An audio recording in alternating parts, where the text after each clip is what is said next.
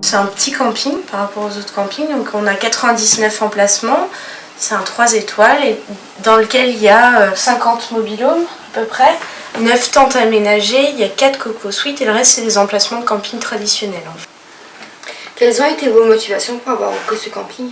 Nos motivations étaient assez simples en fait, on voulait avoir la possibilité de travailler ensemble puisqu'on a eu l'occasion de tester déjà pendant plusieurs mois. C'est un métier qui nous convenait totalement et qu'on a voulu pouvoir continuer et du coup le seul moyen pour pouvoir travailler ensemble et faire ce métier qui nous plaisait sur le long terme c'était de racheter le camping. Comment avez-vous ressenti votre première saison ? Notre première saison pour nous a été un premier grand challenge puisque c'est la première fois qu'on emprunte autant d'argent pour un projet. C'était plein d'optimisme quand on a démarré, on l'est toujours évidemment, mais ça a été peut-être encore un peu plus difficile que ce qu'on imaginait vu qu'on a dû faire face à toutes sortes de difficultés au fil de la saison, mais en même temps il n'y a pas de plus belle récompense que de pouvoir satisfaire autant de familles, autant d'enfants et pour nous notre challenge pour cette première année est complètement réussi, quoi. Quels postes sont à pourvoir dans ce camping ? Alors habituellement on avait 2 emplois saisonniers, un de femme de ménage à temps plein quasiment et un emploi en entretien des espaces verts. Et cette année on a en plus 2 postes d'animateurs, voilà, en juillet-août.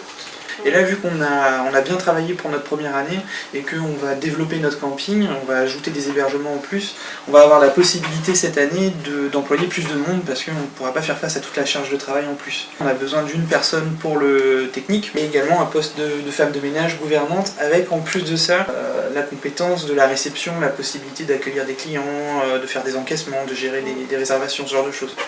Quelles compétences recherchez-vous pour chaque domaine ? À vrai dire, on ne cherche pas vraiment de diplôme, c'est un peu la particularité du camping, c'est qu'on cherche des gens qui ont envie et qui ont juste besoin de se donner la volonté de tenir, d'avoir envie d'avoir une mission, c'est pas de mars à fin septembre, et c'est assez simple, un peu de contact humain, du sourire, et puis en général tout va bien. Surtout des gens qui, comme nous, ont envie de prouver, ont envie de réussir et de trouver un moyen de s'accomplir par le travail. Nous, c'est ce qu'on a fait en reprenant le camping, et on espère s'entourer de personnes qui auront la même volonté de réussir. Voilà.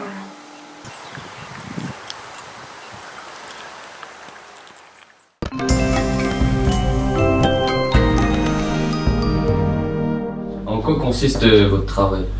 En fait, je fabrique des pièces de métal, de plastique, des pièces de mécanique en fait pour les entreprises, les ingénieurs, beaucoup de prototypes pour l'agroalimentaire, l'industrie et aussi le nautisme. Êtes-vous connu ? Quelle importance a votre usine ? L'entreprise elle est en train de se créer un nom. J'essaie de me faire une réputation dans la région. Les gens me font confiance. Un jeune de 35 ans qui lance son entreprise, du coup, on dit qu'il y a pas beaucoup, on donne pas beaucoup de chance aux jeunes. Et en fait, c'est pas vrai. Les gens poussent vraiment. Ils sont contents d'avoir un nouvel acteur, une nouvelle façon de faire. Donc... Quelle exigence de diplôme et quelles compétences y a-t-il besoin ? Alors déjà, à la base, il faut aimer la mécanique, être un peu manuel. Donc moi, je suis manuel. Après, à l'école, j'ai fait un bac STI à l'époque. Maintenant, c'est un bac mécanique.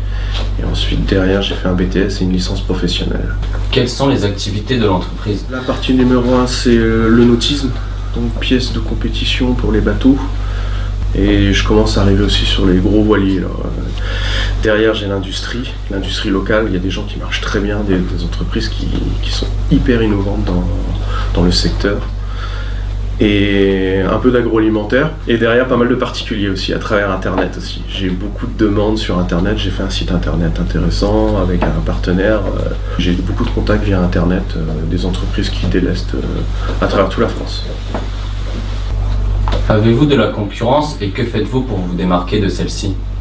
Tous mes concurrents sont quasiment dans la zone industrielle de Troyalard. Étant proche de la forêt Fouesnant, j'ai contact avec justement les gens du nautisme. Derrière, il y a aussi des entreprises qui sont plus proches de moi, le sud de Quimper. C'est vraiment local, hein. Les entreprises elles sont à 8 minutes d'ici. Concurrence, de toute façon il y a du travail pour tout le monde. Et le secteur de la mécanique est victime d'une pénurie de main d'œuvre, alors du coup on n'a pas On n'a pas trop de problèmes pour trouver du travail en fait. C'est surtout pour trouver des gens pour travailler avec nous.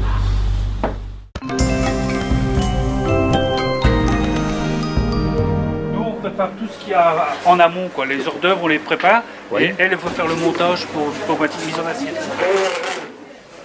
Ah, ici, c'est le local où on prépare les hors d'œuvre. Ici, c'est du poisson. Et notre jeune contrat d'avenir qui est là. Marie et Laetitia. Laetitia est contrat d'avenir aussi. Ok, bonjour. En deuxième année. Pourquoi avez-vous choisi de faire ce métier? Ouais, c'est arrivé comme ça, je voulais pas faire cuisinier, en été j'ai fait pour avoir un peu d'argent, je suis parti dans un restaurant faire la plonge et ça m'a plu, puis on m'a embauché en tant qu'apprenti après, et voilà. Combien d'élèves se restaurent chaque jour et combien de repas proposez-vous?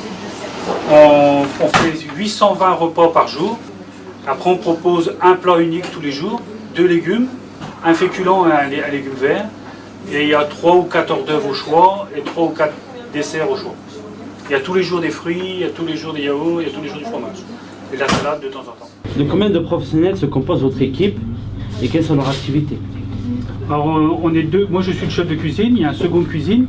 Après j'ai 2 personnes qui sont aux hors d'œuvre, 2 personnes qui sont au dessert. Et après on a les deux contrats d'avenir. Et c'est un métier polyvalent. Ce qui est bien chez nous dans notre métier, c'est qu'on fait jamais la même chose. On change, donc on n'a pas l'impression de... C'est pas la routine quoi. Mais on fait de tout. On fait le service, on fait la préparation, couper, cuire, chauffer. C'est polyvalent. Ouais. Travaillez-vous des produits frais? Oui, tous les repas sont faits ici. Aujourd'hui c'est du poisson frais, on n'achète pas de salade toute faite. Et la pâtisserie aussi, on fait tout nous-mêmes. J'ai choisi ce métier car avant j'étais dans la restauration toujours, j'étais serveur. Du coup j'ai voulu rentrer dans la cuisine pour avoir plus d'expérience et voilà.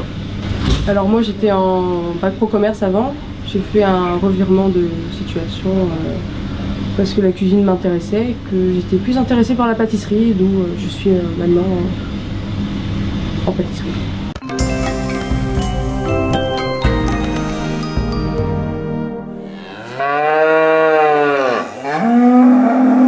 En quoi consiste votre travail? Alors mon activité donc est double. D'un côté, nous avons une activité donc de boucherie et de l'autre côté, on a une activité agricole avec donc l'exploitation qui fournit le magasin. Pourquoi avoir choisi ce métier? Donc le métier de boucher, comme le métier d'agriculteur, ce sont des métiers très techniques et très spécifiques. Il était impératif donc de connaître tout le travail de découpe et qui est relativement complexe puisqu'il faut ça va du travail du porc, du bœuf, du veau, de l'agneau. Aujourd'hui il y a 2 agents d'élevage à la ferme et à la boucherie, donc j'ai 4 employés qui sont tous au minimum bouchers ou charcutiers. Quels sont vos critères d'embauche? Les 2 critères principaux d'embauche restent donc la qualification technique du boucher, donc à savoir sa compétence à bien travailler la matière première.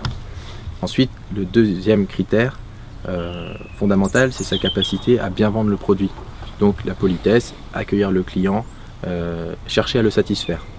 Et le troisième critère qui arrive derrière et qui peut aujourd'hui être un problème, c'est que cette personne sache aussi travailler en équipe et respecter donc ses collègues et l'entreprise. Et après aussi, le dernier critère qui est quand même très important aujourd'hui, c'est que la personne soit volontaire et veuille progresser et se remettre quelque part un petit peu en question tous les jours pour avancer. Sur la ferme, donc c'est autre chose puisqu'il n'y a pas de contact avec les clients et tout ça, mais par contre on travaille avec des animaux, donc c'est du vivant et chaque erreur se paye. Donc il faut avoir quelqu'un qui ait l'œil et qui, s'il le faut, soit capable de rester une demi-heure, 1 heure de plus pour qu'il ait réussi à s'acquitter de sa tâche. Celui qui vient, qui fait juste son travail, ça ne suffit pas puisque les animaux demandent plus que ça.